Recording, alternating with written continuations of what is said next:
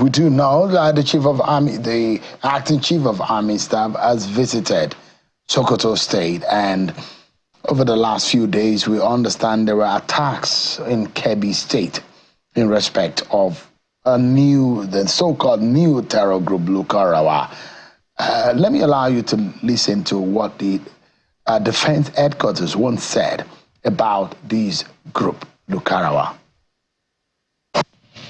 Troops are confronted with a new terrorist sect in the northwest. This sect is known as Lakurawa. The Lakurawas are affiliated to terrorists from the Sahel, particularly from Mali and Niger republics. They began incursion into northwestern part of Nigeria, namely Sokoto and Kebbi states. And like I mentioned, they came in from Niger and the Mali axis. Now, why are we seeing this at this time? This came as a result of the coup that took place. It's really tragic.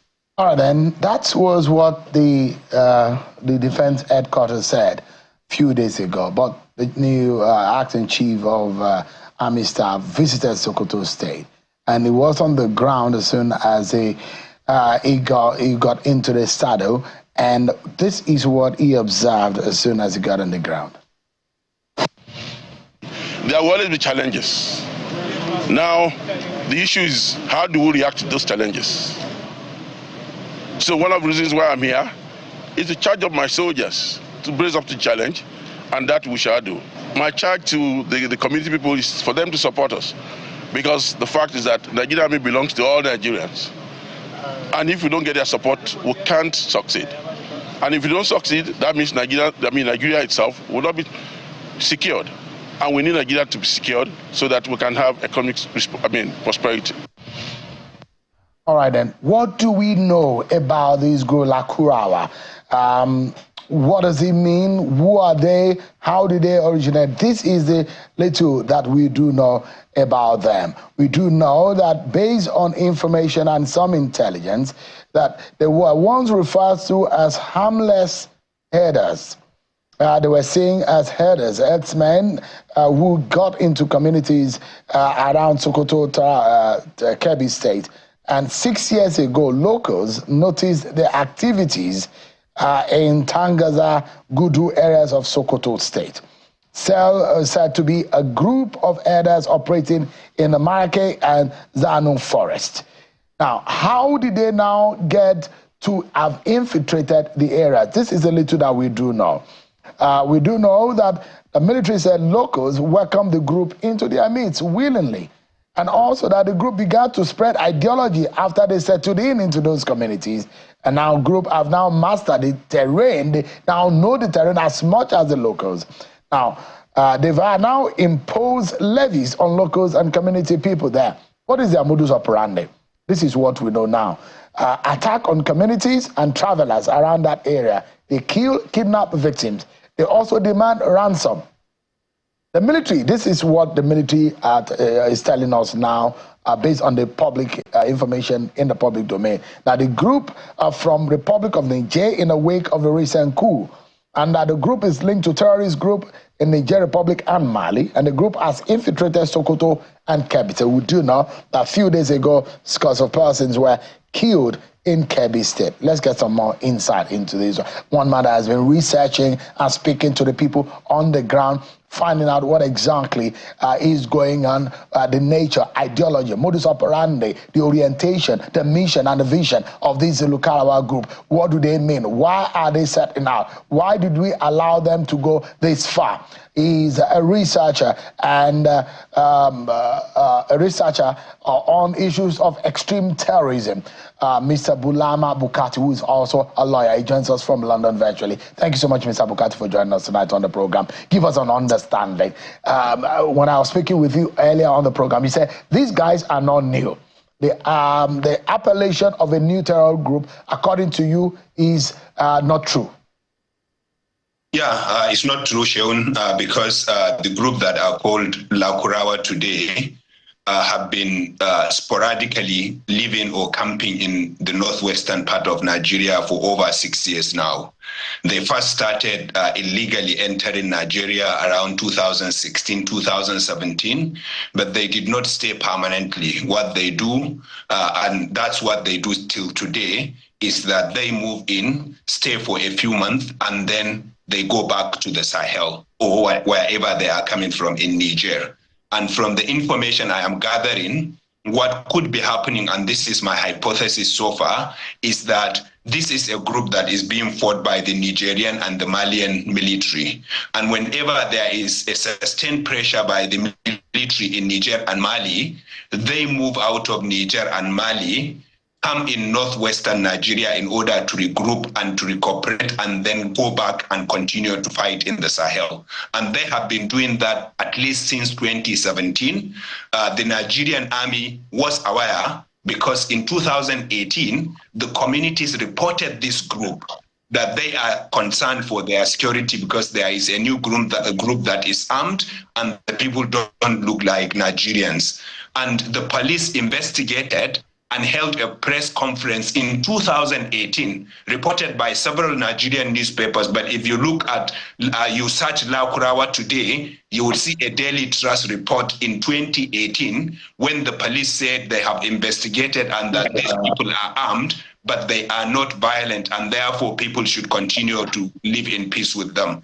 In 2018, they killed a traditional ruler in the Tangaza local government, I believe, or was it Gudu local government, in Gudu local government area of Sokoto state. And they were again reported to the military, and the military fought them in 2018 and pushed them back into Niger Republic. But then after a few months, they came back to continue their campaign, and that has been what continued until today. So it's not a new group. I think the Nigerian army, I don't think they deliberately misled the public, but I would think that they do have short institutional memory. And I think that is that speaks volumes about how they document their activities. In fact, even though the Nigerian army says it is a new group, even in August this year, 4 soldiers lost their life in a patrol in a clash with Lakurawa. And now we saw this attack on Friday, and the Nigerian army says it's a new terror group. It's not new. In June, 4 military soldiers lost their life in Gudu local government. In 2018, they fought the same group and pushed them back to Niger. And this group has been staying, camping in northwestern Nigeria since 2016, 2017. Now, give us an understanding. That word, Lakurawa, right? Is it an Hausa word, a Fulfulde language? And what does it mean? It is neither Hausa nor Fulfulde. From the information I'm gathering so far, Sheun, and I know you would understand that this is a continuing situation. And like you said, I have been interviewing many residents and local council officials and witnesses. From the information I have gathered so far, the word Lakurawa would have come from the French phrase les recrues. That's the recruits. The French version of the recruits, which is les recrues. This is where the word would have come from, because the community members I spoke to said that was the name they had. The Nigerian villages that are neighboring them were calling this group, and this group, of course, were interacting with villages in the Nigerian side of the border before they started entering Nigeria illegally. And in that community, they were called Lakurawa or les recrues. And then from that way, the word was Hausanized, if you like, and WA was added to the end, and they became Lakurawa. This is the origin that we are getting so far. And I think even from the origin and from the languages they speak, even though they have been sporadically staying in Nigeria for around 6 years now. They still don't speak Hausa. They don't speak Fulfulde. All the witnesses I spoke to said these individuals speak either Tuareg, French, or Arabic. And that even when they are preaching or when they go to local communities to purchase stuff, they rely on local interpreters who speak Fulfulde or Hausa in order to transact with the communities or to speak with the to communicate with the communities. And I think also the fact that most of the witnesses I spoke to said 80% of the people in that group are people who are fair-skinned. They look like Arab or like Tuareg in Niger and Mali. Speaks volume of the fact that these individuals may not be Nigerians. So for the sake of our viewers, a lot of people who may not have traveled to that part of the country, Nigerian border is over 1,000 kilometers. If it travel about 100 kilometers per hour, it will take you about 10 hours to travel the length and breadth of the Nigerian border. So to give context to how wide and how big that border is, would you describe that border as porous and unmanned, or how insecure is the Nigerian border? Look, to be specific, the Nigeria-Niger border is about 1,487 kilometers. That's over 900 miles. And to say porous is an understatement. It is open. It is completely open. You can go in and out any time of the day from hundreds of different locations. And of course, in addition to that, the terrain itself is challenging because some part of that border is forested, some part of it is desert, some part of it is mountainous. And of course, because of the criminal activities going on in northwestern Nigeria, it is very difficult for the immigration and custom officers who are not very well armed and trained to secure the border. And of course, it is too big for even us to start even questioning questions about securing. 1,400 kilometers, I believe, is more than the distance from Lagos to Maiduguri, if my memory serves me well. Absolutely. And so it is a very big area of land. And in addition to lack of security, Sheun, is also the fact that there is zero infrastructure in that area. And so even where you detect particular movement that is suspicious, there is no transportation network to take you into the bushes and towards the border with the immigration vehicle or even the Nigerian army vehicle. There is also no communication network, good communication network. In many of these villages, there is no connection that is working. No phone service or signal, whether Glo or Airtel or MTN, and therefore they have to travel kilometers. Some of them will have to climb mountains before they can communicate. So, and in that situation, even when communities observe suspicious movement, they cannot report to anyone. And even the government officials operating there, like the customs and immigration, find it difficult to communicate, in addition to corruption and lack of equipment on their part. So to give context, imagine that you are traveling from Lagos, you've passed Benin or you've passed Benin City, you've gone as far as coming towards Abuja, Kaduna, and there is no proper any check. It's just an open grounds, open field. This is how large and massive this terrain is. And perhaps there are a lot of people who know the terrain who say people just come from Niger into Nigeria without unchecked because this border is so wide. And that's why I had to bring that context into place. If you travel 100 kilometers per hour, it will take over 10 hours to travel between the length and breadth of the Niger-Nigerian border. But let me ask you, Mr. Bukarti, the much you know about the Boko Haram cell, compared to these Lakurawa, how harmful or how dangerous are they? This group is potentially very dangerous, Sheun. Of course, the Boko Haram group is a group that became a transnational terror group, and it didn't do that until after it had operated for many years.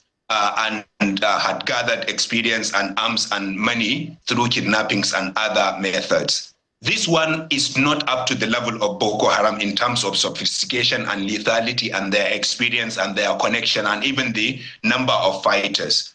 But they are potentially very, very dangerous because, number one, they are already establishing strongholds in the northwest, especially in Tangaza and Gudu local governments of Sokoto State, but also some parts of Kebbi State. And right now, the information we are getting is that they are operating in 5 local governments. And I can tell you some of my interviewees are very informed, Sheun, and they tell me, one of them told me that there is a local government in Sokoto, Gudu local government. He says you cannot travel 5 kilometers outside the state, the local government capital without meeting Lakurawa, encountering Lakurawa on the way.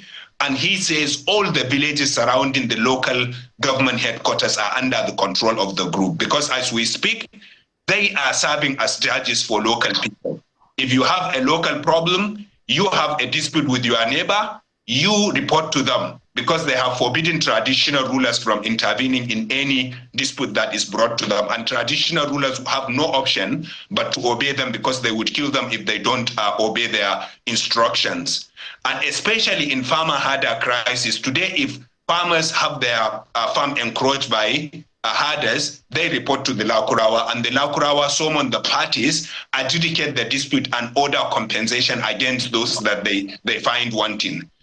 Members of the community whose cattle is stolen by bandits report to the Lakurawa, and the Lakurawa intervene on their behalf to fight the bandits, to collect their cattle back for them. And in exchange, today the Lakurawa are levying taxes in communities in Sokoto and Kebbi State, especially against herding communities. They stop you, they count your cattle, and they ask you if it belongs to a politician or a government official, they confiscate the whole of it. If it belongs to an individual, they charge taxes in percentages and then leave you to go. Now, they also enforce other rules. For example, there are POS machine operators in some of the villages that recently were punished by this group because the group said they were charging interest, which is forbidden in Islamic law. And therefore, they broke into the POS shops, they looted everything in the shop and destroyed all the machines. They are also punishing people who don't leave beard, and they are helping people who live beard with money and other incentives. I'm being also joined by Professor Tukop Mohammed Baba, National Public Secretary of the Ottawa Consultative Forum. But before I come to you, Prof, Mr. Bulama, what is Lakurawa? What are they preaching? Is it different from the ideology of Boko Haram? It's not different. It's not different from the ideology of Boko Haram, except that they are more like ISWAP. Because they tell local people, unlike Boko Haram, that we are not your enemies, we don't want to kill you, we are only fighting the government and its apparatus. And so that's what they espouse, an extreme, violent extremist ideology, and they try to preach to local communities. But the good news shown is that my research so far, and I say so far because I am still researching, reveals that they have not been accepted by the communities. I have not found one example of a local young people who has joined them. They are still mostly foreigners. I am not saying there may be no local people at all, but they are still mostly foreigners. But they are large in number from the information I am getting. They are establishing large camps and show not only that they have heavy weapons, they also have drones. And they are surveilling villages and even military formations with their drones. And I think we should take them very seriously. They are potentially going to be a very serious security threat in a region that is already devastated by bandits' violence. All right, give me a moment. I'm also being joined in the studio by the National chairman of the SDP, who is going to also be giving us some perspective on this matter. I told you it's a national dialogue of some sort. I'm being joined by Professor Tuka, who is the National Public Secretary of the Arawa Consultative Forum. Thank you so much, Prof, for joining us. Give us an understanding, the worry of the northern leaders. When ACF comes out on this kind of matter, it comes out to be a matter of national security and matter that touches the heart. What worries the ACF the most in this matter? Very good evening to you. I hope you can hear me. I can hear you, Prof. Please go ahead. Yes, everything Mr. Bulama has said should be a cause of worry, of course. Like he pointed out, there are so many various aspects of it. From our information, and I've carried out research in that area too, this is not a new group. In fact, when they emerged in about 2017 and 2018, I think at least the DSS is aware of it. In fact, at least one journalist who came and spoke on the issue said, yes, he had a meeting with the DSS. At that time, when everything went quiet, we thought they had been chased out, only to be told later on that actually it was a deal that they should either leave or they would be attacked. And they decided to leave and ask for time to get rid of some of the cattle they possess, whether it's cattle they took from people as a cat or not. And in fact, interestingly, it was reported that they said the cattle were sent to Lagos to be sold. As soon as they take the proceeds, they would leave. That's one. But to come back to the implications, because I think Mr. Bulama has done a very good job of giving us a background of the situation. I agree with everything he said, and is consistent with our information at our disposal here. I've also been talking to community leaders, activists from those areas who have been fighting banditry. This is an additional problem. But overall, this is a major and grave threat to national security. The other thing probably I can infer, and which is Bukar has given some of the detail, they are trying to establish a local, and I would say alien, justice administration system in these communities. We cannot have that. We cannot have that at all. If you are talking of Islamic law, Sokoto State has the Sharia law, but it's not the Sharia these people are practicing. They intervene in disputes, they enforce rules, they enforce trade codes, and our fear is they will go into other things, such as closing schools, such as closing clinics, and so on. The thing he said about the border is true. I delivered a paper at the Army Brigade here a few years ago, and I said if you want to protect the Nigeria-Niger border, which is the longest of any of Nigeria's borders, the border to the west, the border to the east with Cameroon, with Chad is only about less than 90 kilometers. But the Niger-Nigeria border is the longest, longer than even the Atlantic coast borders with the sea. Now, when you have a group like that coming in and establishing bases and putting in place a security and justice administration system, it's like they have taken over sovereignty. Like you said, if we want to know how violent this group could be or how much of a nuisance they could be, you only need to refer to the attack about 3 days ago in the town of Mera, in Augi local government of Argungu Emirate, of the Kabi Emirate. You will know lots of 15 people in a day without proper trial and so on. It's a lot. And of course, they carried their own 2 or 3 dead bodies away. They don't even allow them to. And everything he has said, Prof, it's not a... Yeah. Let me jump in quickly, Prof. Let me ask you. The ACF, Prof, the ACF cannot sit down and look on as it goes on. You have come out in a statement, but beyond the statement, the leaders of the North, I've spoken to so many, are worried about, they have too many on their hands in terms of insecurity. Boko Haram in the Northeast, cattle rustling, banditry in the northwestern region of the country, and some smaller terror cells around the region. But the question is, what are you, the leaders of the region, what are you doing decisively to capture and to tame this threat? Well, we're doing a lot. One, drawing the attention of the authorities. You know, like my organization, the Arawa Consultative Forum, It's a non-governmental organization with no judicial, executive, or legislative power. It's an interest group that believes in consultation. But of course, we do that with the interests of the North, within the context of modern Nigeria in mind.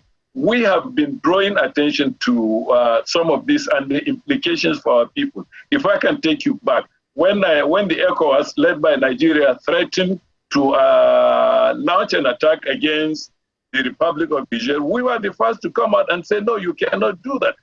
What Bukar has not told you probably, but he implied, is that, you know, in some of the border communities, in some of the villages, the international boundary cuts right across settlements. So that you find, for example, in Dole Kaina, in Kebbi State, the border is, the separation line is only about 6 meters. So you can shout from one house to another. Again, go to Dole Kaina market. There is a triangle created by the colonialist authorities and still maintained by immigration people that has 3 sides. One side says Niger, the other side says Republic of Benin, and the other side says Republic of Niger in a spot. So you can see the difficulty. Like I said a few years ago, if you want to protect half a watertight border, you probably need the size of the Chinese army, so that you man every 500 meters. Otherwise, what he has said about the borders, what he has said about the footpaths and so on. Someone asked me what immigration is doing when they are bringing these arms. I said, no bandit will come to an immigration point and tell you, I'm coming into Nigeria, I've got in my bag 347 AK-47. They follow these ancient routes. They follow this traditional path that have been there. Camels are used for smuggling, donkeys are used, and so on. In fact, even INEM, when carrying out elections in places like Gada and other remote areas, they use camels, they use donkeys. Is to show you some of the difficulties. The mountains in those areas are not serious mountains, they are hills. You know, this is an area that was under the sea in ancient times. All right. So you go flat, you could Prof, see, yeah. your eyes could see as far as 3-4 kilometers. To come back to what we are doing as northern organizations, and so many other organizations are coming, is to draw attention to the implications and to plead, urge government and all stakeholders to cooperate together and in a concerted manner so that this thing can be dealt with once and for all, or at least it can be contained. We call for specifically action by national security agencies. We said you cannot do this without involving communities, and especially traditional rulers. One of the things that alarmed me most when this new news emerged is my reaction was, this is one crisis too many. And I can't see how, if we don't do anything, we can survive. Prof, give me a moment. Let me quickly bring Alhaji Shehu Gabam into the conversation. Alhaji Shehu Gabam, politically speaking, governance issue, policy issue, when is this in a moment where we start to think about internalizing state policing, community policing in the proper sense of it? Or what comes to your mind in this very damning security scenario that we have on our hands? First, it's a failure of governance from the national to the states to the local government, because these things don't happen in isolation. The barristers have said it vividly. The intelligence they've shared is the same intelligence we have. Intelligence doesn't fall from heaven. The security agencies gather intelligence from citizens, from the community to local government to whatever, and they convert it into security and operational issues for precision and for what have you. Now, what you see is that a nation that has been compromised, foreigners will incur into Nigerian territory, take laws into their hands, kill Nigerian citizens, and nothing happened. These people are not new in terms of knowing them, in terms of their operation. They are very lethal, they are very dangerous people, and they have studied the system. They have studied other militant or extremist groups that have operated in Nigeria. And they are fully prepared to do the damage. First, they don't speak Hausa, they are not Hausas, they are not Fulanis. These are warriors from other Sahel regions that are regrouping, you know, and then Nigeria is a free zone for all sorts of criminal elements to move in because of a failed state, because of a lack of capacity to develop a sector that will reduce the size of the border. It is not that the border cannot be contained. It's not possible. We can contain those borders. You can create beats that can reduce the size of the border. There are technologies that you can apply, you know, to ensure that virtually everything that is moving is being monitored. How could people move in from Niger, from Mali, from other places and invade our community? And you have governors in those states. You have directors of SSS. You have commissioner of police. You have brigade commandants. And you have president and commander-in-chief. And this intelligence have been on for a very long time. We are just deceiving ourselves, a great disservice to our country, in the name of trying to cover some of these outrageous, treacherous things that are happening to our citizens, being maimed, being killed, being kidnapped, women and children. And we are sitting down that we have a system, we have a government that is up and doling out statistics, what they are doing to contain insecurity. Is a deceit. It is not true that these guys can be contained. Nigeria, don't forget, Nigeria have fought and liberated other countries, including South Africa. We liberated Liberia. We liberated Sierra Leone gallantly. Nigerian security agencies have excelled all over the world. Nobody can convince me and tell me that we don't have what it takes in terms of capacity and intelligence to deal with this kind of situation. So there was a conversation today about resetting the system of governance. Maybe that is the right time for us to start thinking about the system that works. Maybe restructuring, some people will call it. Maybe a retooling, a reshaping, a resetting the system. Whatever name and shape we call it, there is an urgent need for us to do something. But give me a moment. We need to go on a break. But I must sincerely thank Mr. Bulama Bukar and Professor Tukur Muhammad Baba, the ACF National Public Secretary. Thanks so much indeed for your insight tonight on the program. We'll go on a break, and when we come back, more about the state of our nation. We'll be right back.